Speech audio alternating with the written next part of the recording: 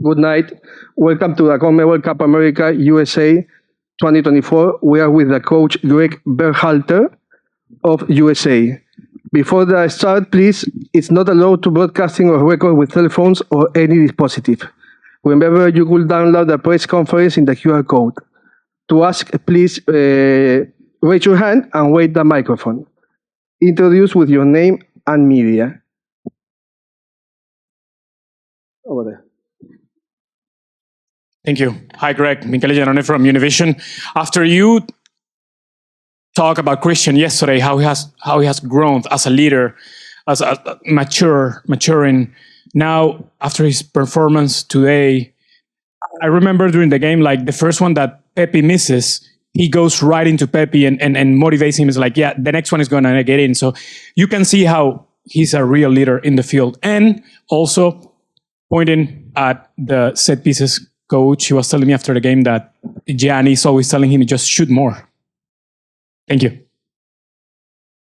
Was there a question to that part? I didn't hear a question, Michele. Yeah. Oh, okay. Yeah. No, I think, I said a lot of it yesterday is that he's a selfless leader. He goes out and just competes and works really hard, and that helps the team. And then you add to the fact that he's highly skilled and he can make plays on the offensive end and create chances on the offensive end. I mean, it's a great combination. And then what you see is him supporting his teammates, him backing guys, him pushing guys. To me, it was an outstanding performance tonight. He got coach's man of the match, and it was much deserved.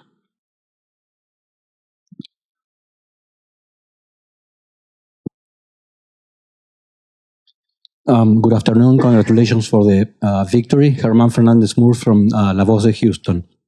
Coach Berhalter, what do you think about Ricardo Pepi coming into the second half and having those chances to score so you can get a more comfy result? Some he created his own, some he missed some clear chances under the goal.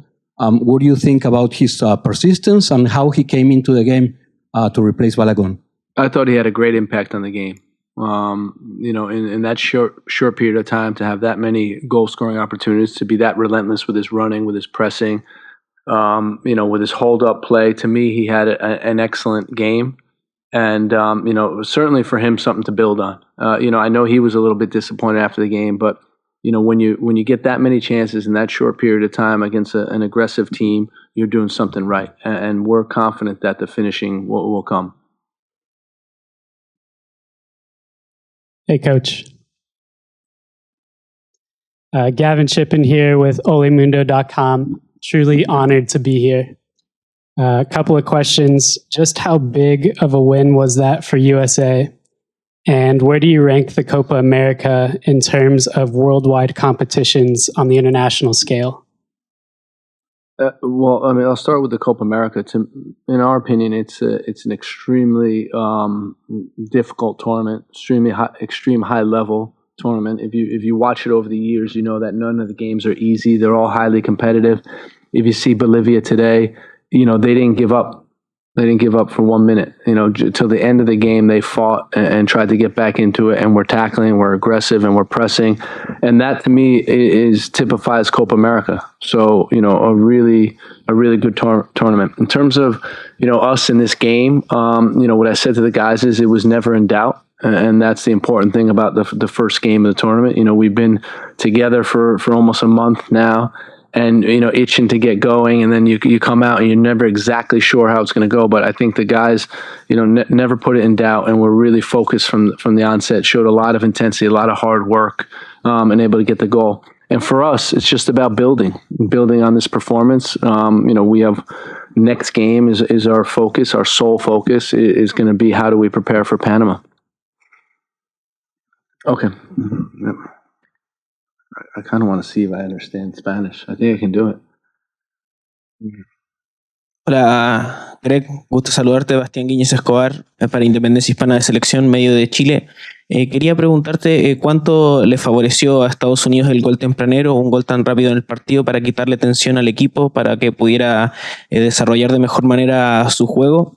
Y también preguntarte si es que has podido escuchar a tus demás colegas entrenadores y algunos jugadores respecto al tema de los campos de juego en Estados Unidos. Si tienes alguna opinión como anfitrión, como dueño de casa respecto a los estadios y al nivel del césped del torneo.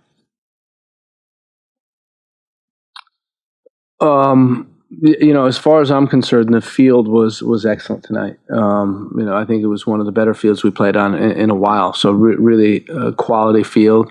The Dallas fans were amazing today. You see, I think 48,000 they announced, which is great. Which you'd love to see that for Copa America.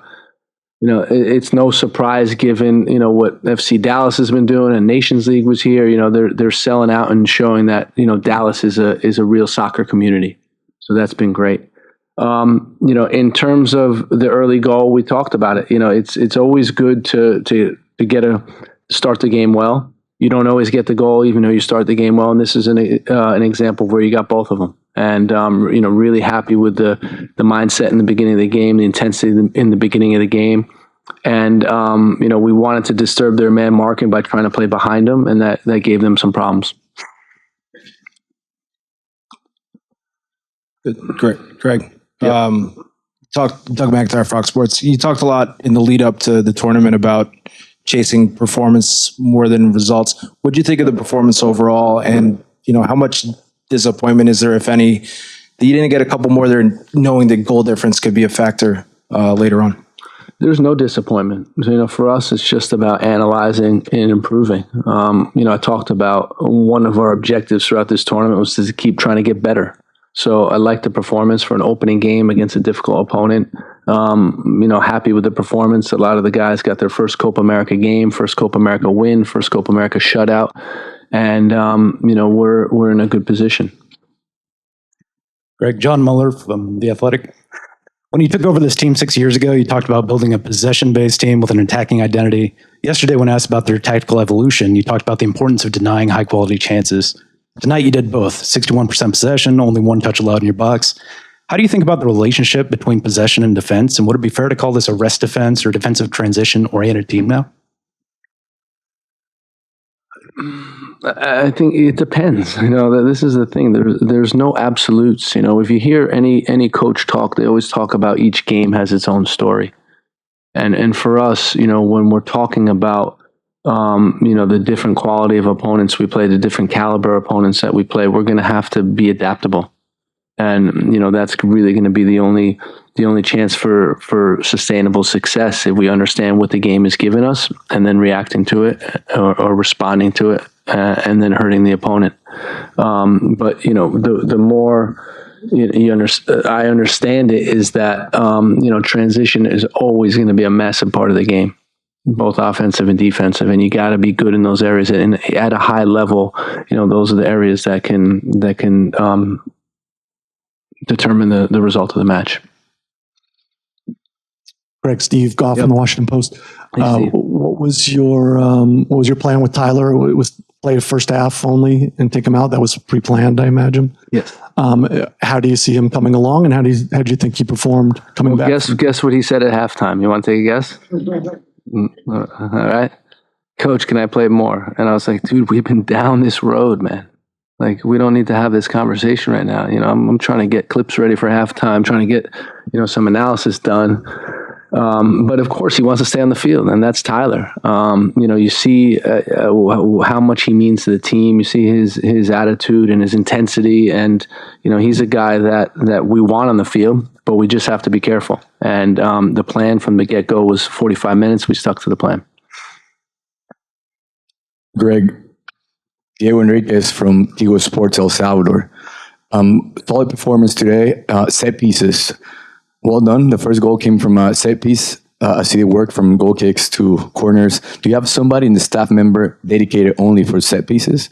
And then second question, Bolivia playing 3 in the back in the first half, you playing man-to-man, taking advantage. They changed to line of 4 in the second half. Yep. Did you plan for them to play line of 3 or 4 in the back? We were prepared for both. They showed both of those looks. The 3-5-2 they played against Colombia. So, for us, it was something that we prepared for. We also saw 4-1-4-1, 4-4-2 at times in the game. So we prepared for all of them. I think the most important thing is they want to be aggressive. They want to move to a man-to-man press no matter what formation they're playing. It's just how do they do it, right? In the three, they release their wing backs. Sometimes they release their center mids to our fullbacks. And then it's just about how we move and create space for each other. The other part of your question was, set pieces. Yeah. So we do have a set piece coach. His name is Gianni Vio, Italy. Many of you probably know him. He's a renowned set piece coach, and it's just work. You want to put the work in, and you want to be, I think, flexible. You want to be, surprise the opponent. But I think the most important thing is you want to be consistent, and consistency in the service, in the runs, and when you get that, you can be very dangerous.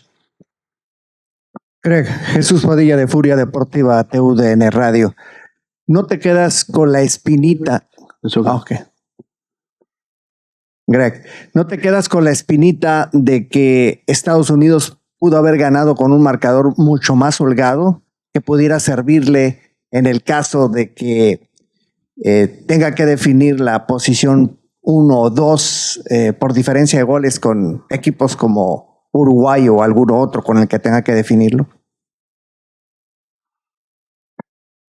Yeah, I mean, there's a lot of soccer to play in this group, and it's not done.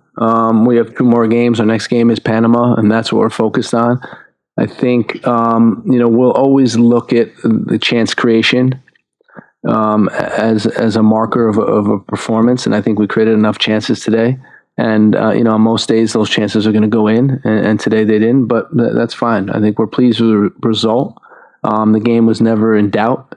And I think it's a good starting point on which to build throughout this tournament.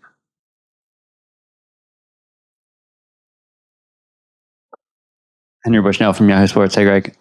Just honing in on minutes 5 through 40. So after the first goal, what did you think about the way the team kind of responded to obviously a positive development early in the game, and specifically the balance between going for a second and it seemed like they could have created a lot of chances, but also trying to control the game. Is that the balance that you would have wanted to see? Well, it's hard to control a game against a team that is pressing nonstop.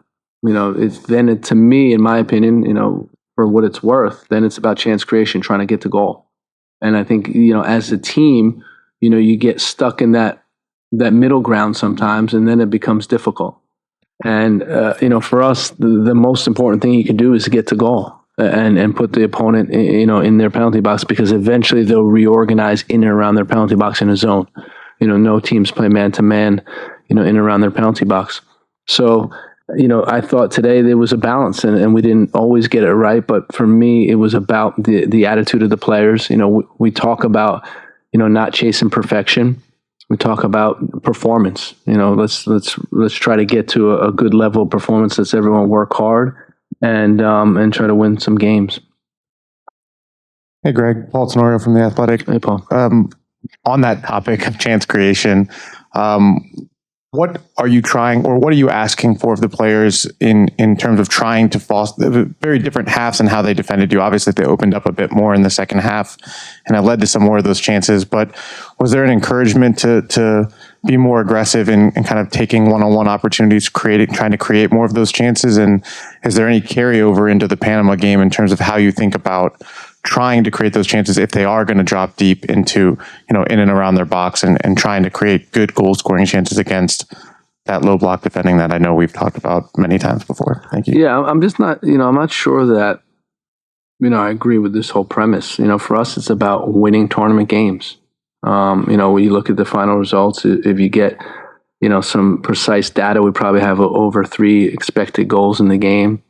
They had 0.17, to me, that's comprehensive, and, I guess there'll be an angle, it may even be from you that says, okay, you should have scored more goals. You should have created more chances, but it's a 90-minute game. And over the course of a 90-minute game, we created enough chances. We did not enough chances. We're happy with the result. We move on. We focus on Panama, and we go from there. Thank you very much. Thank you.